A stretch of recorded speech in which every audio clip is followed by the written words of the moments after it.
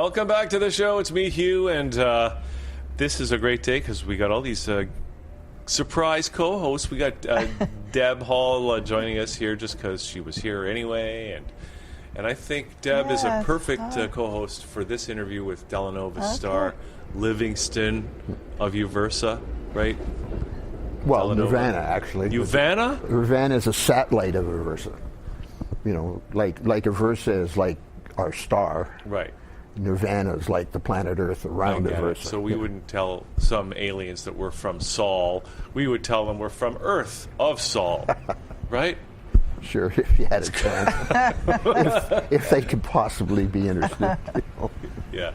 So, okay, so today we're going to call you. First of all, you're the author of the Revelatorium, which is the new revelation.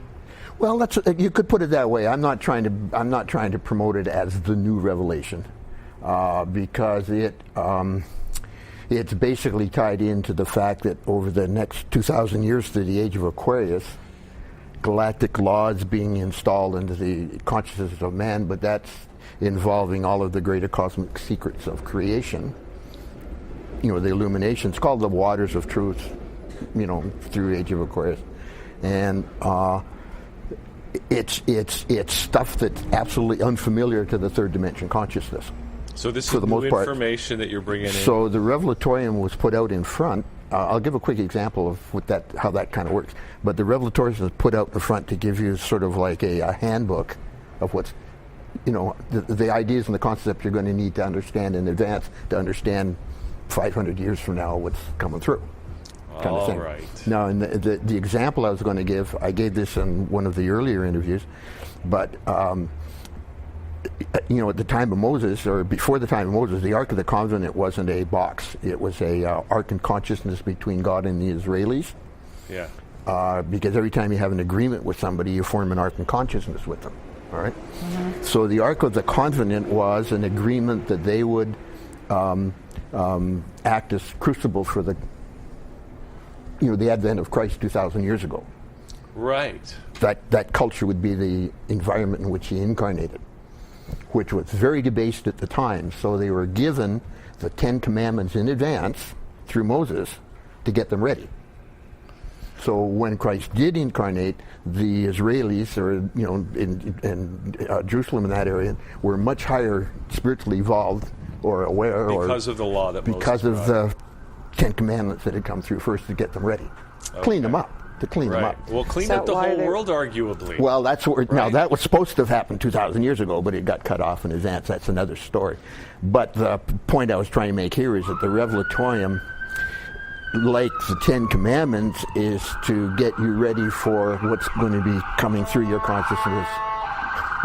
Am I under arrest by You might be. You think They're coming to get you. The Cabela's coming after way. No.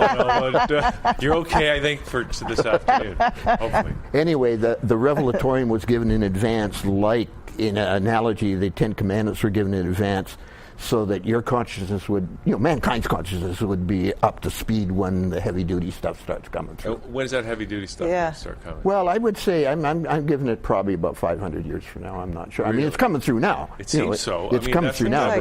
But don't forget, at the end of Aquarius, 2,000 years from now, mankind will be back in the fifth dimension. There won't be any more third dimension. Right. So that's a lot of getting up to speed to get up to speed about. Okay. No, you have to be fully fifth dimensional, awareness and conscious. There are people now on the planet that are starting to get glimpses of fifth dimensionality and so on. It's starting to happen a lot. Yeah. There was huge it went during the last 40 years through the last of the Mayan calendar prophecies. But let me ask you, if you're in fifth dimension, are you in a physical body? You're in a Morontia body. It looks the same. Like etheric? Well, no, it's way beyond etheric. It's called Morontia. Morontia. It's not subject to mass and inertia and so on. Okay. So Earth, all planets have a fifth dimension. The sun has a fifth dimension. There's an evolution there. Earth has a small population in the fifth dimension, administrative, because the body of population called the Adamics, who are the Asians, went into the third dimension by default 3.5 million years ago. Still there, but it's now time they're coming back up. It's the end of the road. You know, it's like the party's over, folks. You know, really. For literally. who? For everybody? Well, the party, yeah, for everybody. Period. Absolutely flat across the board. Earth itself, over the next 250,000 years, is being evolved back up to be ready to teleport. I mean, literally by the consciousness of those on the planet to the womb of Orion to become a photostar. You know, it's like the child becoming parent. The planets become stars. Is that going to be good for the economy? Well, he said though, but Delanova, you said earlier to me in another conversation that the time as we know it. Well, time we think in linear time, right? See, I'll get to the tree of life later. Yeah, that's what we want. Yeah, that's our topic. But you asked a question before. You know, are there timelines being changed and so on? Well, I made a quick answer, but the actual answer to the question is, yeah, all the time, but timelines aren't what you think, okay? Yeah. There is a timeline on Earth. Any of the planets, like the 250, wrong, the 2,500 planets that have a third-dimensional evolution like Earth does, out of the 1,000 galaxies here, have the potential of a timeline. The potential of a timeline comes into actuality when there's a higher consciousness incarnated as well. Okay. Because timelines in and of themselves don't exist. Now, Earth is not in a timeline. Yeah. You and I and Debbie and Chris and so on are not in a timeline. All right. But our consciousness, the mass consciousness of mankind at the present time, has a virtual perception of time, not an actual one. That's the timeline. It's a consciousness effect.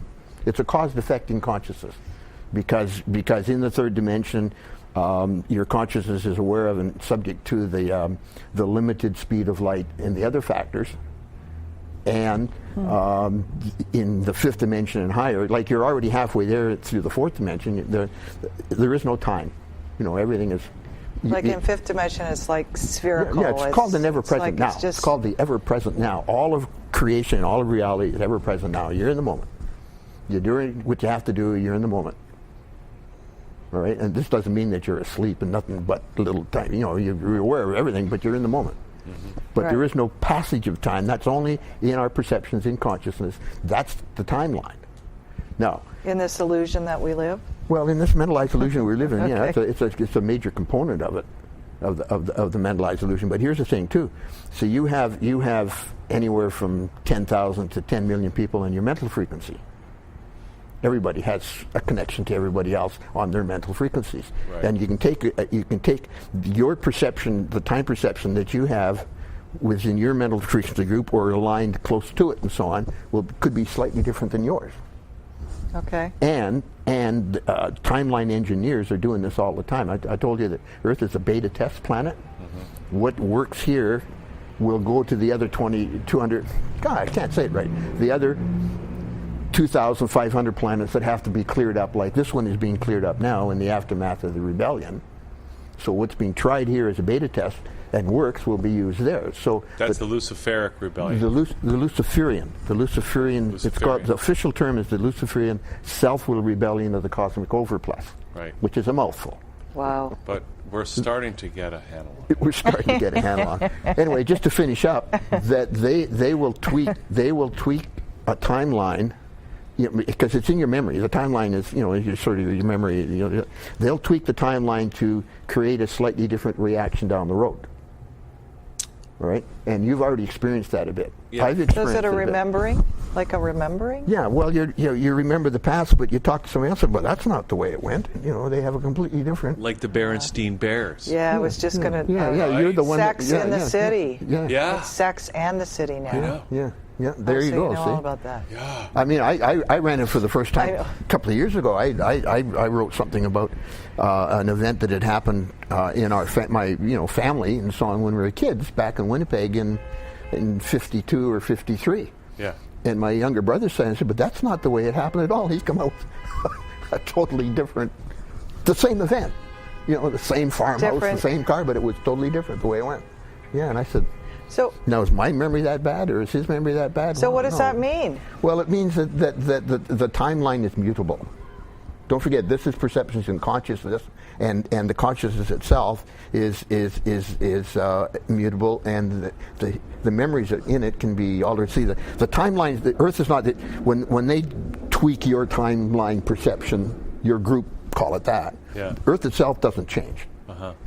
Whatever is going on there, it's always the same. It's your recollections. Okay. It's your recollections. Okay. And they'll cause a slight change in your recollection pattern in order to precipitate a small change in your behavior later. And if it works to the positive, out it goes. If it doesn't, well, let's try something else. I mean, this is beta test. We're in a beta test place, which is fine with me. You know. Well. Okay. All right. So now. So let's get down to the tree of life. Well, the tree of life. See, most people know or have come across the term tree of life. Bible scholars make a big thing about the tree of life. Vision it as a plant on a hillside somewhere radiating. You know, but in the Bible, I'm not even sure where, because I'm not a Bible scholar. You know, I know parts of it and so on, but I don't know. Ezekiel said in 2:43:2:1, you know, right. In the midst of the garden stands the tree of life, bearing of its fruit, 12 manner of fruit, 12 times a month. What's that? Well, that's the thing. The garden is actually Earth's fifth dimension. Earth's fifth dimension is cosmically known as the Garden of Eden. When man got evicted from the Garden of Eden, they got tossed out of they didn't get tossed out of the third dimension, or the fifth dimension, that's wrong. They got drawn out of the third dimension into the third. And who did I'm that? having trouble with my words today. Yeah, they got drawn out of the fifth dimension, Garden of Eden, into the third dimension. And was it the serpent? Was that well, Lucifer? the serpent, again, you see, now we're getting into the serpent. It has to do with the energies of Scorpio are for rejuvenation and regeneration. Yeah. Okay.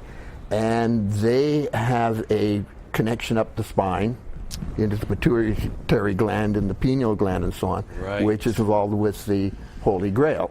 And it's called the Fountain of Youth. I talked about that before. That's the part of the book that I was reading, Delanova. There you go. See. Yeah. So just to clarify for your audience, if your seminal fluids, men and women alike, will rise up the spine, go through into the pituitary gland, and it stimulates the resonance between your pituitary and your pineal gland, which is called the Holy Grail. And the Holy Grail will takes in fifth dimensional substance radiations, which is called manna from heaven. So is the fluoride interfere with all that? No, the forehead doesn't interfere with it. Fluoride. Oh, fluoride does. Water. Yeah, fluoride's not cool. You know. Now, there's two kinds of fluoride. Don't forget, the fluoride they're putting in the water is a sulfide type chemical that they make when they're byproduct. Too loud? Sorry. It's a byproduct of aluminum. It's very, very bad. It's very, very bad shit. Yeah. All right. But there's also natural calcium fluoride.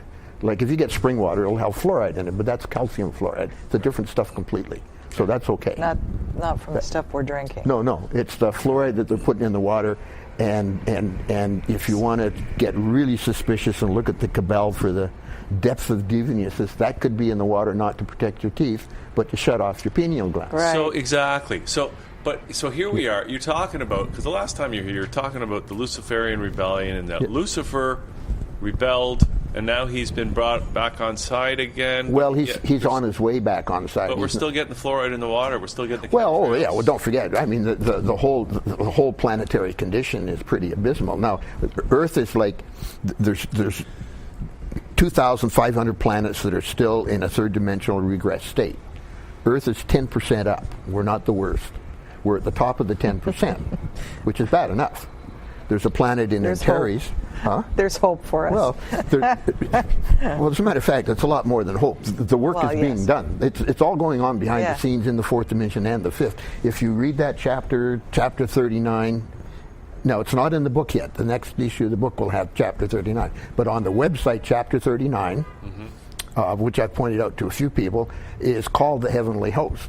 Yeah. And the Heavenly Host is a vast fleet of radionic fifth-dimensional ships outside the orbit of Pluto. And they're teleporting into Earth all the time, everywhere, all over the planet. That website page or chapter will show what you look for, how you can tell there's a ship there. And there's photos there from Ottawa, from Brantford, from Kampala, offshore of Uganda. Right. Now, the reason why the photographs are from those areas is that's where people that know what's going on are taking the pictures. They're all over the planet. There just doesn't happen to be anybody elsewhere right now. I expect someday to see pictures coming in, I hope, Yeah. But I do know that I have a friend in, through the internet in Kampala. He said, "Oh, wait a sec, I'm seeing these all." And he started taking the pictures, so I've got some of them up there now. Beautiful pictures. So, anyway, what I'm trying to get at is that Earth isn't being saved. Earth has a destiny, and the destiny is going to be met, like it or not. Period. Right. So it's man is now has the opportunity to pee or get off the pot. That's really what it comes down to. So let me ask you, it's hard to stick on the one topic with this. And this is good. Your mind jumps around so fast, but it's a clean jump, so. Because, we were talking with Deb earlier, right? Lots of chaos going on. Yeah. Lots of false flags going down. Well, that whole... And warmongering seeming to be happening. We can't trust our leaders. We can't trust the media. See, that all goes... I was talking to you about the Black Masters of Atlantis earlier, and they... see, again, now we're way off the top again of the Tree of Life. We'll bring it back. But 2.5 billion years ago, there was a confinement planet between Mars and Jupiter called Maldek.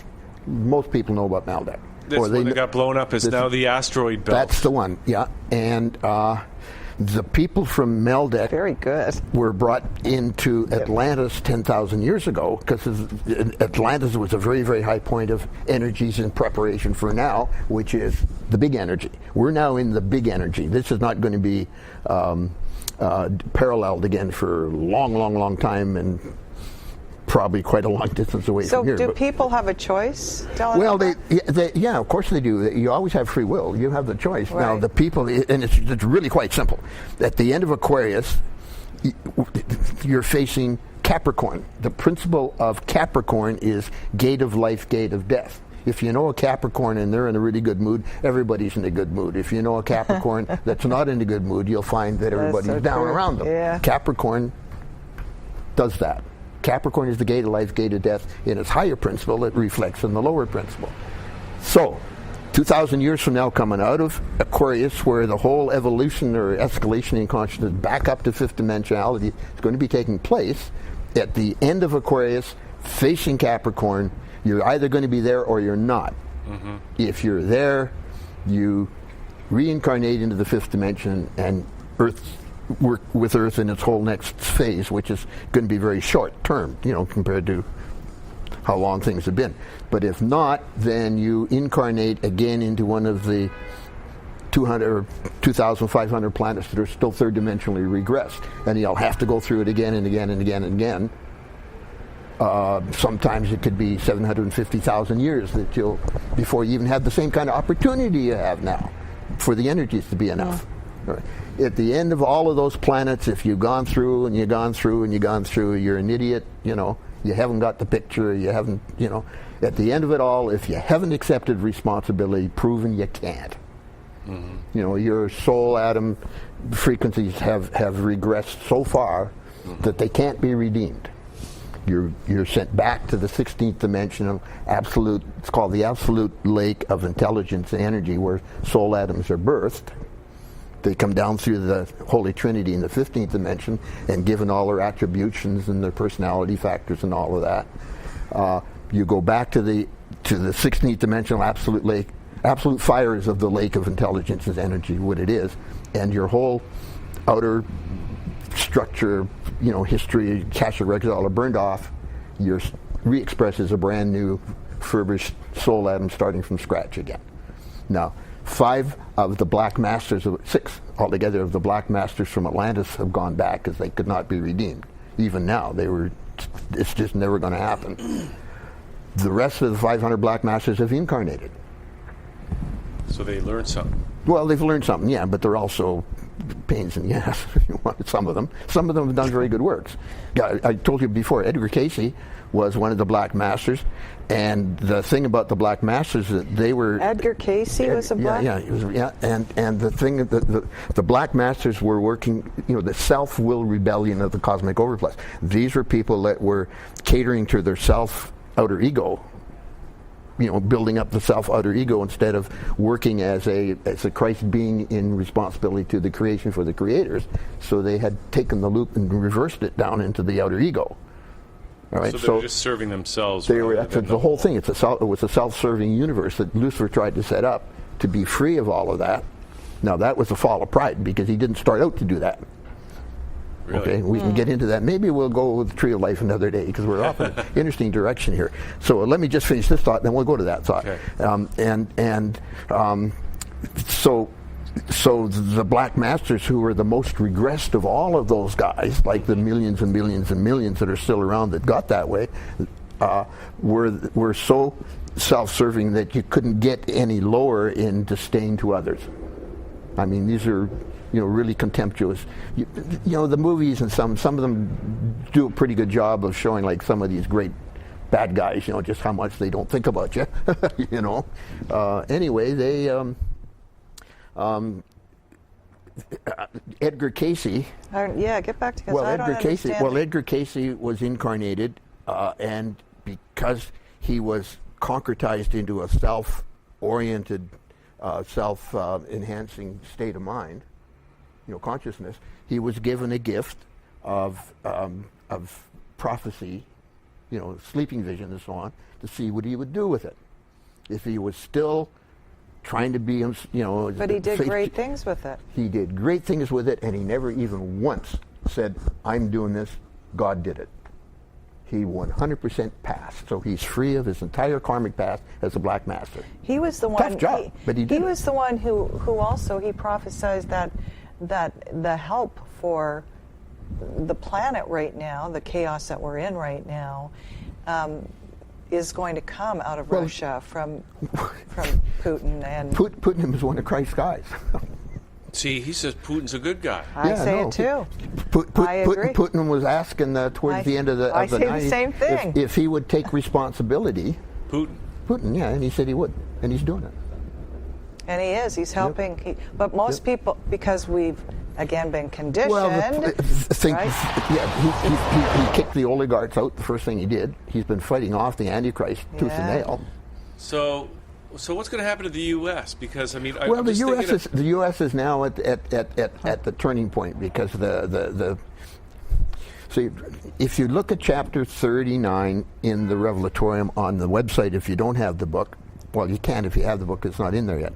So 39 in www.revelatorium.com, it explains the heavenly host and the presence of Christ Michael, who man knew as Jesus of Nazareth 2,000 years ago. He's back with his whole interdimensional fleet. Where is he? Well, he's in the fourth dimension sometimes, but he's communicating with his people. I know 2 or 3 people now that have actually stood face to face with him, and it's him. I can give you a quick example. Yeah. And this happened to me. Nobody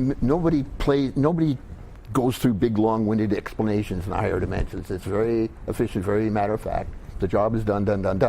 So I had been doing something, and I decided on my own to. This is the night when I'm dreaming.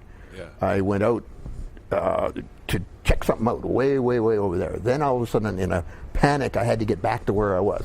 So I fought my way all the way through. You fight and I got back, and I'm in a room like this. There's a bunch of chairs, people sitting there, 2 or 3 people that I knew sitting beside me, and up at the front where there would be a table and somebody like you is talking. Christ Michael is sitting there.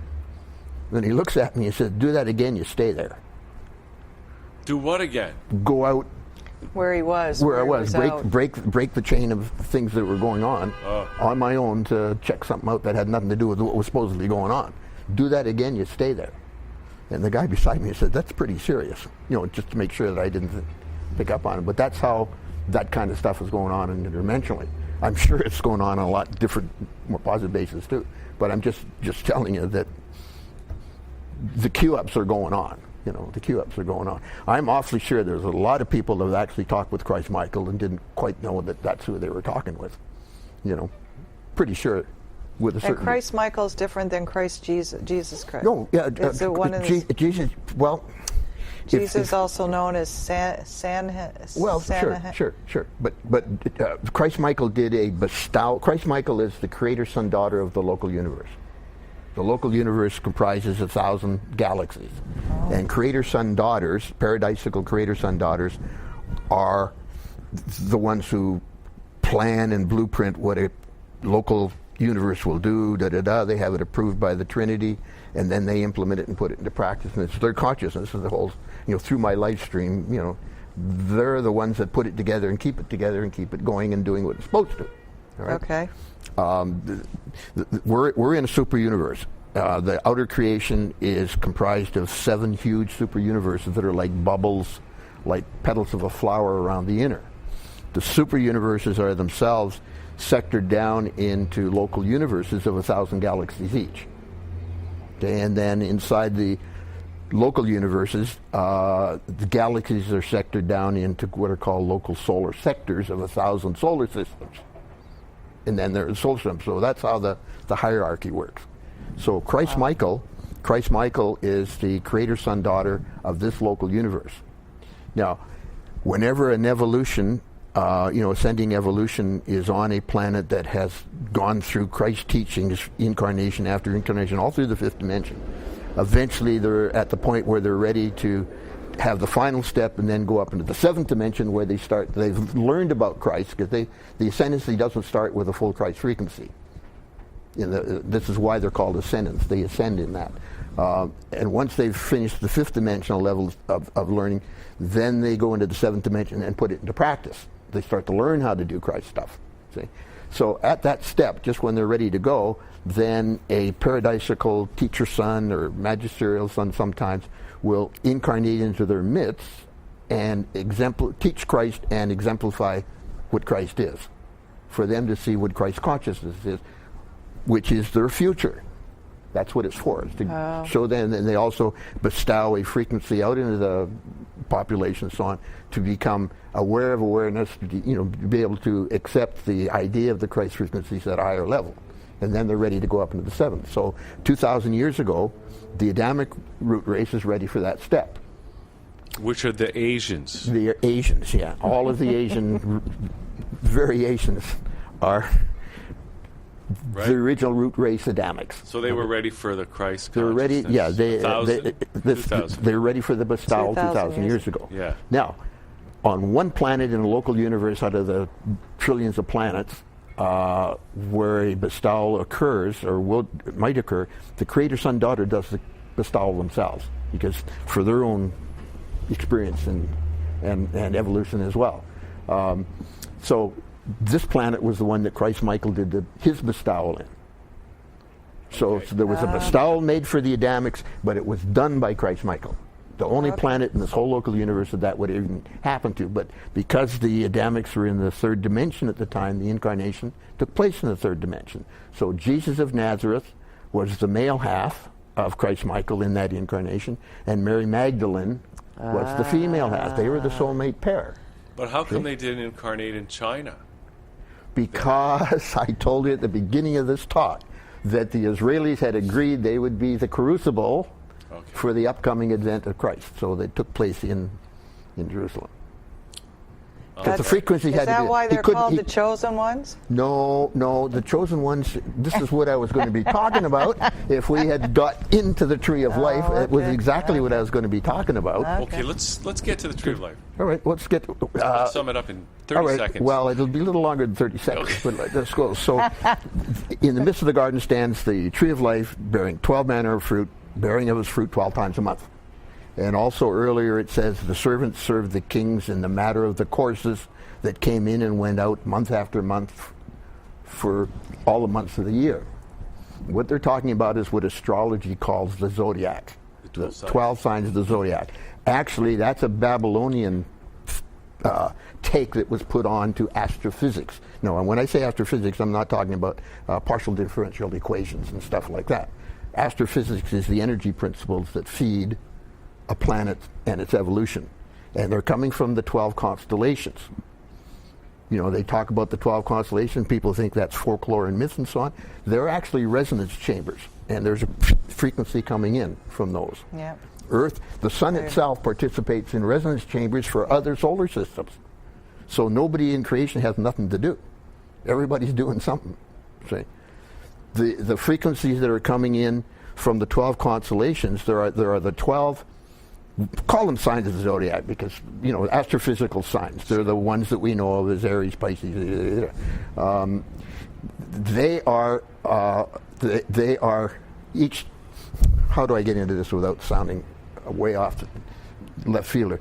Basically, the 12 frequencies that we know as the 12 signs of the zodiac are the same frequencies that are experienced by every planet everywhere in creation. Now, they vary per planet, but it's the same basic frequency, all right? Pisces is going to be Pisces here, Pisces there, Pisces, and it'll be modified because of the different frequencies at that place. But there's only the 12. In all, the creation is 900 trillion light years across, so we're talking about a lot of frequencies, a lot of planets, all right? There's only the 12 basic astrophysical signs. Archetypes. Yeah, archetypes is good. Archetypes is a good word, actually. So there's only the 12 basic archetypes, and they're called families. There's only the 12 families in all of creation. There's 12 that are in an inducting mode and 12 in a discharges mode. So there's actually the 24 frequencies. That's it. All right? That's the tree of life. Okay? Those 12 frequencies are... It's around the zodiac? Well, Babylonians created the zodiac stuff, so we're talking about astrophysics, but the idea is basically the same. Okay. Behind astrology, the principles are all good. Is that like sacred geometry? Does that? Well, sacred geometry, no, sacred geometry point. But one of these lectures I'm going to do one of these days will be on the intelligent design of creation. That's why I was pointing out to the screen back here that we can do that on. This is great. But the intelligent design of creation is the backbone or the archetype of all of the different sacred geometries. It's also the backbone archetype of all of the different mathematical fractals that are going on, which is a very interesting subject right now. Mathematics are just starting to turn on. They're finding fractals everywhere. The branches of a tree in a forest are fractal. They didn't know that until recently. They've done the math. It's a fractal. The way that a thin tree and a thick tree distributes in a forest is fractal. Everything's fractal. The way the ridges on a mountain can be created by fractals. Yeah. Because the intelligent design of creation was used to set up the whole third dimension outer evolution on the planet a billion years ago, and that's fractal. So they're just starting to find that out now. Wow. Okay, Delanova. Okay, Yes. we don't have a lot of time left. Isn't that sad? We do this every time. I know we do, because we could go on 25-8 talking about this stuff. But let me ask you a quick question. Because Sure. Well, anyway, the tree of life is the 12 astrophysics frequencies. All right. But that's the start. There's a whole chapter, and I've just given you the first paragraph. Interesting. And what we should, and of course, people need to go to the revelatorium.com, Sure. order the book, Yeah. read these chapters. Well, order the book, too. Read Yeah, chapter 39 online, but get the book and Where can you figure get the this book? stuff Amazon. out. Amazon.com. Yes, yeah. It's called the Revelatorium of Alpha and Omega. Yes. Okay.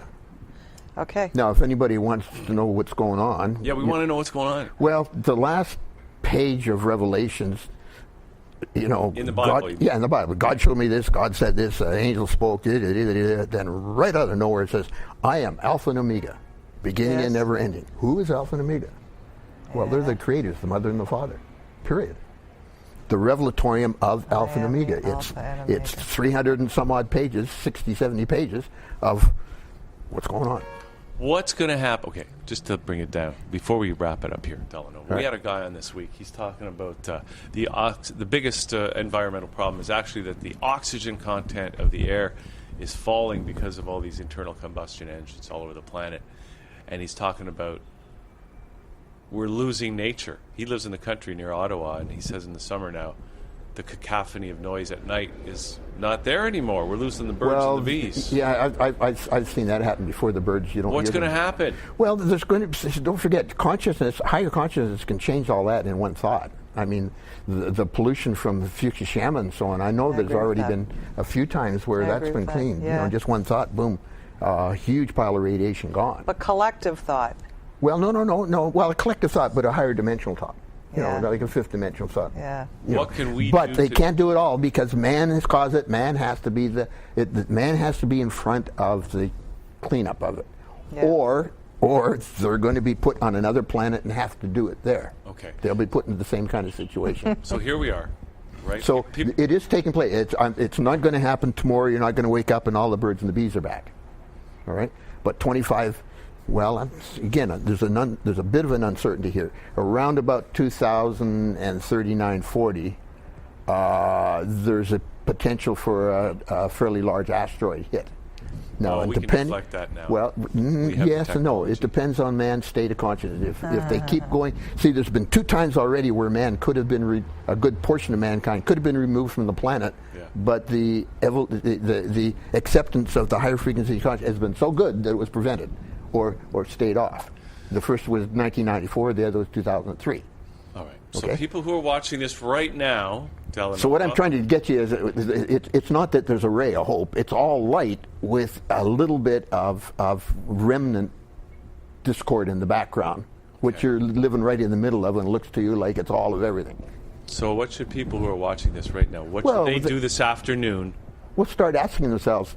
Ask yourself, what can I do for Christ? Not what can Christ do for me? Everybody in every pew in every church, at every level of every religion says, "Oh, please do something for me." Nobody stands up and, what can I do for you? Ask yourself, what can I do for Christ? And you've already started. You're a good example. All of a sudden, here's a lady that, and now she's going around and with a program of meeting people in the penitentiaries that are carrying light and have got there because they haven't been able to handle it right, or people around them wouldn't let them express it, and so on. And she's going around as a mission to try and get them out of their despair. That's tremendous. But she answered the call. Right. What can I do for Christ? Answer the call. Answer the call. Yeah. All right. Okay. No, that means delivering food banks, to the needy. I mean, it can be anything. Yeah. But the people that are working in game reserves and so on, and fighting for the environment, and so on, they're doing their thing. Yeah. What can you do? Well, there's something you can do. Just ask. What can I do for Christ? Or what can I do for you? All right. That's it. Okay. I can't tell you any more than that. All right. Well, what a great way to end the show today. Yep. And to get ready for the big event, whatever that is. And You're not talking about the Christmas party, are you? so thank you, Delanova, for doing problem. this today. And Again, a huge pleasure. and Merry Christmas. Yeah. Can I make I have time for one quick little Sure. thing. I mean, this is called a schmooze, a shameless schmooze. Okay. Okay. A lot of interviews in this kind of a situation want to beat you up. They want to prove you're a fraud. They want to debunk you. They want to, Mr. Riley here does not do that. He wants to hear your story. Yeah. And he lets you tell your story. If he doesn't like your story, well, then you don't come back. But he does not interfere with what you're trying to say. Yeah. And he's a perfect example of what this should be doing. You're the archetype interviewer. You know what I'm saying? I think so, and I want to express that. So Thanks, Delanova. yeah, there you go. Thank you. All right. I agree. All right. We'll take that. We'll put that in the. Put that on the front of the book. The promo reel. That's really nice. Thank you. Well, that's right. Yeah, my pleasure. Yeah. All right. So Okay. thanks for doing this, and Deb, thanks for doing this Thank too. you. My pleasure. All Yeah. right. So I guess that's it for Absolutely. the show for today. We're going to be back tomorrow with probably the biggest show of the year. And what I mean by that is we're going to have so many guests. Yeah. It's the last show of the year. Everybody's got to have their say before we break for the holiday season. So anyways, come Awesome. on back. Stay here today. We're going to have fun right here live on the air. So that's it. Thanks, everybody. See you next time, thatchannel.com. Thank you.